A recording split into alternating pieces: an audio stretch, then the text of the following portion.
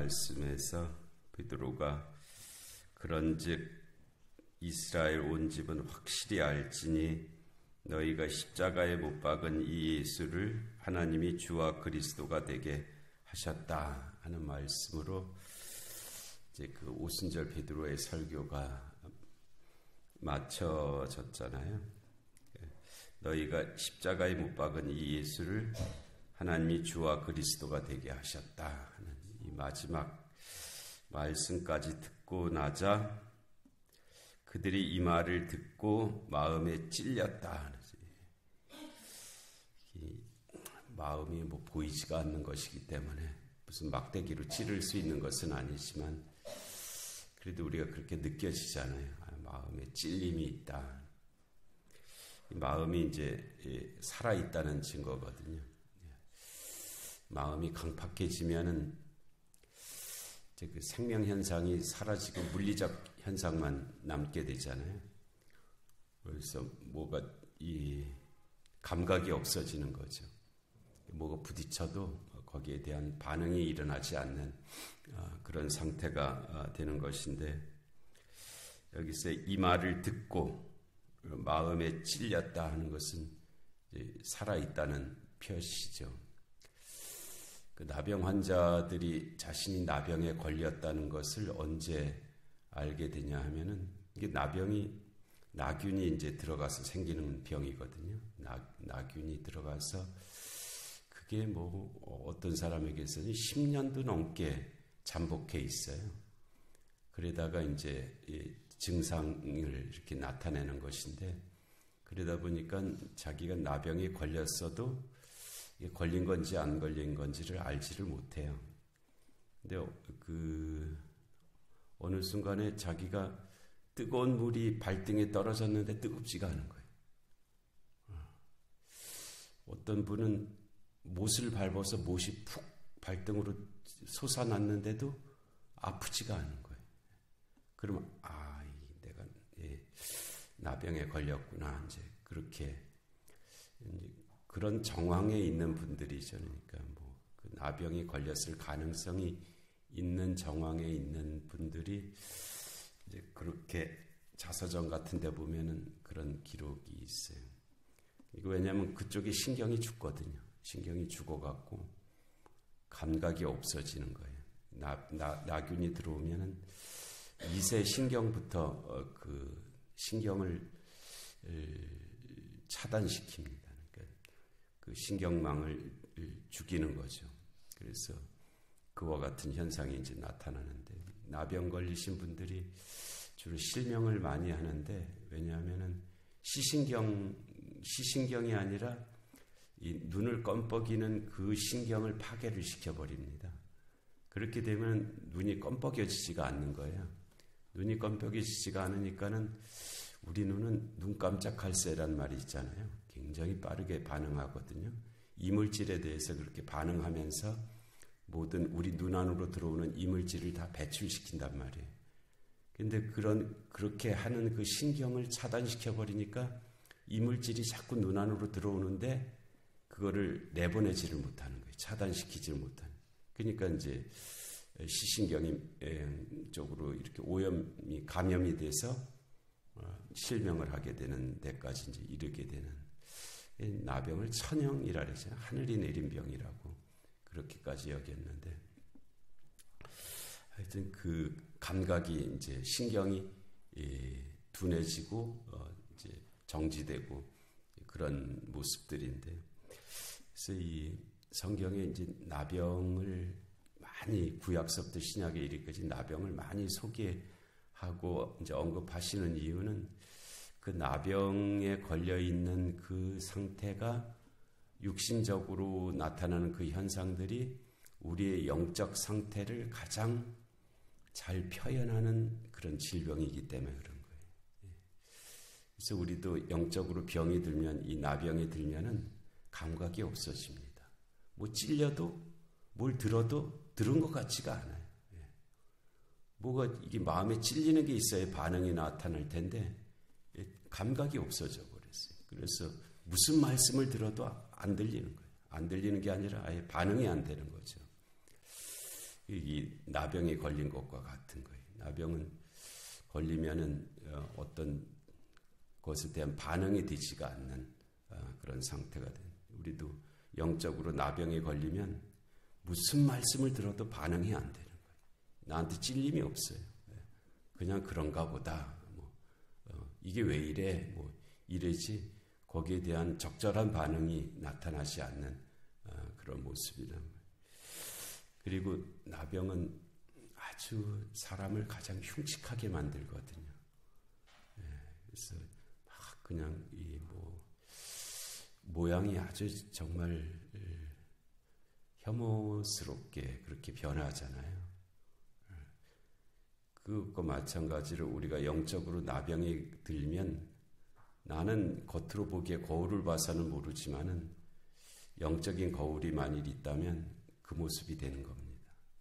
정말 눈썹도 다 빠지고요. 코도 떨어지고 귀도 떨어지고 손가락도 떨어지고 이제 그렇게 온 몸에 그냥 그 상처의 흔적들이 그냥 그 진물이 나 있는 그런 모습인데 그게 나병의 모습이잖아요. 그래서 붕대 막 감고 다니잖아요. 안 보이게 하려고. 얼굴에도 붕대를 감고 다니기도 하고.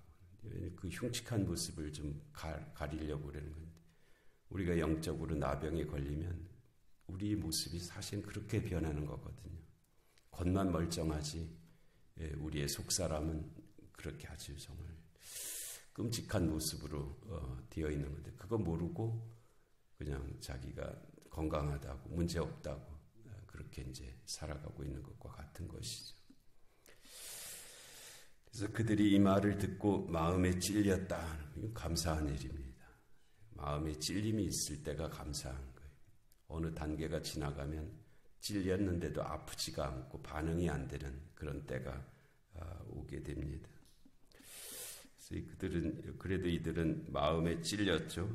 그래서 베드로와 다른 사도들에게 물어 이르되 형제들아 우리가 어찌 알고. 앞에서 이들이 꼭 그랬다고 할 수는 없지만 저들이 세술에 취했다 그랬던 사람들이거든. 세술에 취해서 저런 말들을 한다라고 그렇게 했던 이들도 있을 수 있는데 그들이 이제 마음에 찔리고 나자 형제들아 그들을 부르는 말이 달라졌잖아요. 형제들아라고 그렇게 내가 누구를 어떻게 부르느냐도 상당히 중요한 의미를 거기에 포함시키고 있습니다. 우리 교인들 중에 뒤에다가 무슨 집사님, 무슨 권사님, 무슨 장로님 그 뒤에 자 싹 빼버리고 이름만 부르는 사람들이 있어요. 이게 자기의 병이 들어서 그런 겁니다. 그 다른 사람을 그렇게 부르는 거는 자기 자신이 그렇게 병들었기 때문에 나타나는 현상이거든요. 자기가 그렇게 병들지 않으면 다른 사람을 그렇게 부르지 않습니다. 그런데 다른 사람을 못되게 부르는 거는 이미 자기가 그렇게 병들었기 때문에 나타나는 현상입니다. 아주 심각한 우려를 가져야 될 일인데 그거를 모르고 그게 당연하다고 그렇게 여기거든요. 그렇지 않습니다. 우리가 아인슈타인이 상대성 원리를 말하는데요. 이 특수 상대성과 일반 상대성 원리를 말했거든요. 근데 그게 물리적 현상만이 아니고요. 모든 현상들이 다 같은 맥락을 가지고 있습니다. 상대적이에요. 내가 누구를 비하하는 것은 나도 그만큼 비하되어 있기 때문에 가능한 그런 것입니다. 그러니까 그걸 보고 느껴야죠. 내가 나도 모르는 사이 이렇게 돼버렸구나 하고 심각하게 우려를 해야 됩니다. 심각하게 우려를 하고 거기에서 이제 벗어나려고 애를 써야 됩니다.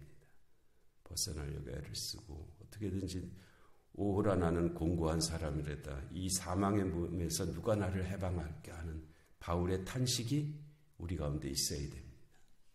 그러지 않고 그냥 나는 아무 문제 없다고 그건 내가 나병에 걸렸는데도 나병에 걸린지도 모르고 있는 것과 똑같은 그런 거예요. 소망이 없잖아요. 이 사람들이 형제들아 우리가 어찌할꼬 하고 하는 이 두 마디가 형제들아라고 그들을 부르는 것. 처음에 조롱했던 사람들이거든요. 술 취해서 저런다고 그렇게 무시하고 폄하하고 했던 그 대상자들을 향해서 이제는 뭐라고 불러요? 형제들아라고 그렇게 부르잖아요. 형제들아. 진심으로 이 형제들은 한 어머니의 태 속에서 나온 자들 그런 뜻이거든요. 내가 너와 같다는 뜻입니다. 내가 너와 다르다는 것이 아니고요. 내가 당신과 같습니다. 라는 것을 인정하는 그런 말이에요. 우리가 다른 사람을 미워할 때, 폄하할 때, 증오할 때 나와 타자를 동일시하고는 그렇게 못합니다. 내 앞에 있는 사람이 다르다고 해놓기 때문에 그게 가능한 거거든요. 내가 다른 사람을 칼로 찌를 때는 저 사람은 나와 다르다고 생각하니까 칼로 찌르는 거지. 저 사람이 나와 같다고 하면 내가 나를 칼로 못 찌르잖아요. 내 옆에 있는 사람이 나와 다르다라고 하기 때문에 칼로 찌르는 거예요. 그래서 이 타자를 나와 다르다고 그렇게 여기는 거, 저 나와 다른 사람이다라고 그렇게 그 울타리 밖으로 이렇게 해놓는 것, 심지어는 인간 이하로 여기는 것, 이런 것들이 나 자신에게 그와 같은 일이 이루어지는 것이거든요. 그래서 심리학에 다른 사람을 살인하는 자는 자기 자신을 죽이지 않고는 다른 사람을 살인하지 못한다 그랬어요. 살인자가 된다는 것은 이미 자기 자신을 죽이는 것입니다. 먼저 자기 자신을 죽이고 나야 다른 사람을 죽일 수 있다는. 그래서 형제들아, 이 말이 큰 말이죠. 나와 그 다른 타자를 형제라고 동일시 여길 수 있는 것, 그것이 큰 부름입니다. 형제들아, 형제들아. 그리고 우리가 어찌할꼬. 이거는 자기의 그 의지와 주권을 스스로 포기한 말입니다. 무책임해졌다는 것이 아니고요. 더 이상 자기 자신을 주장하지 않는다는 뜻이에요. 어찌할꼬. 우리가 어찌할꼬. 내가 할 수 있다. 내가 알아서 한다. 참견하지 말라. 그런 것들이 다 배제된 말이거든요. 우리가 누구한테 권면을 하면 아이고 내가 알아서 한다고 신경 쓰지 말라고. 그거는 이제 자기의 주권, 자기의 의지, 또 뭐 자기가 충분히 할 수 있다고 하는 자만, 뭐 그런 것들의 표현이잖아요. 이제 어찌할꼬는 이제 그것들이 다 자력으로 타력으로 다 내려놓은 그런 상태의 모습이죠. 나 스스로를 구원할 수가 없습니다. 라는 그런 포기의 선언이죠. 하나님 앞에 두 손을 드는 그런 순간입니다. 그것이 우리가 어찌할꼬 하는 그런, 이게 이제 은혜의 때거든요. 여기에 이르러야 하나님의 은혜가 임하게 됩니다. 그 이전까지는 여전히 내가 할 수 있다는 거예요. 내가 할 수 있다. 그런데 우리가 어찌할꼬 하는 이 말 속에 그 모든 것을 내려놓은 그런 모습을 보이고 있죠. 이게 사실을 보게 되면 이제 이렇게 되거든요. 나병 환자가 자신의 모습을 거울로 바로 볼 수만 있다면 보게 되는 순간에 그렇게 하거든요. 우리가 어찌할꼬. 내가 나 자신을 구원할 수 없구나. 이런 상태에 있는데 나 자신을 비춰보는 그 거울이 없으면 내가 그렇게 병들 줄을 모르고 그냥 뭐 문제없는. 그래서 어제 말씀드린 것처럼 성경이 우리에게 있어서 두 가지 기능을 해야 된다고 말씀드렸잖아요. 하나는 거울의 기능을 해야 되고 하나는 창문의 기능을 해야 된다고. 거울의 기능은 성경을 통해서 내 자신이 비춰질 수 있는, 보여질 수 있는 그런 은혜가 임해야 되는 것이고요. 또 성경을 통해서 세상을 볼 수 있는 그런 은혜가 임해야 됩니다. 그러지 않으면 세상을 내 눈으로 보거든요. 그래서 내가 보고 싶은 대로 혹은 이미 나에게 와 있는 어떤 것에 의해서 뭐 이념이라든지 진영이라든지 뭐 통장이라든지 뭐 가치관이라든지 그런 거를 가지고 세상을 보게 되니까 그거는 이제 성경이 말씀하시는 것은 아닙니다. 그냥 뭐 그렇게 살 수는 있어요. 그렇게 살 수는 있는데 그거는 이제 믿음과는 좀 다른 세상에서 사는 거죠. 그래서 성경을 통해서 나를 바라보게 된다면 어찌할 거가 나올 수밖에 없습니다. 어찌할 수가 나올 수밖에 없죠. 그래서 이들이 너희가 확실히 알지니 너희가 십자가에 못 박은 이 예수를, 그러니까 너희가 십자가에 못 박았다. 너희가 예수를 십자가에 못 박았다. 그 예수를 하나님이 주와 그리스도가 되게 하셨다는 이 말씀 앞에 그들이 이제 무너졌죠. 그래서 마음에 찔림이 있었고, 그리고 사도들에게 물어 이르되 형제들아 우리가 어찌할꼬 하고 두 손을 드는 그런 모습을 우리에게 보여주시고 있습니다. 이 은혜의 자리거든요. 우리도 이와 같은 은혜의 자리에 있게 하실 줄로 믿습니다. 은혜로우신 하나님 아버지, 귀한 새벽을 저희에게 허락하시고 하나님 베드로를 통한 오순절 설교를 듣고 하나님 저 유대인들이 마음에 찔려서 하나님 우리가 어찌할꼬 하나님 탄식하는 그 말씀을 하나님 저희들에게 주셨습니다.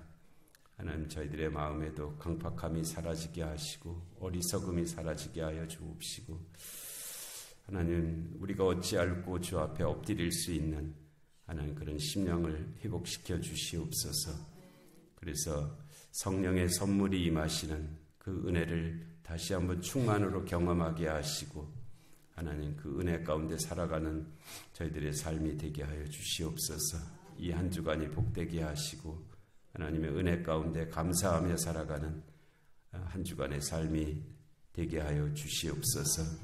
영육간의 공고한 한우들을 긍휼히 여겨 주옵시고 은혜를 내려 주옵시고 이 나라 이 민족 가운데 주님의 공의와 정의가 임하게 하여 주옵시고 전쟁과 기근과 질병과 재난의 땅들 가운데 주의 긍휼하심이 함께하여 주시옵소서. 하나님 이 새벽의 기도 가운데 하늘문을 열어주시고 성령의 기름 부으심이 기도하는 모든 심령 가운데 임하시고 역사하여 주시옵소서. 예수님의 이름으로 기도하옵나이다. 아멘.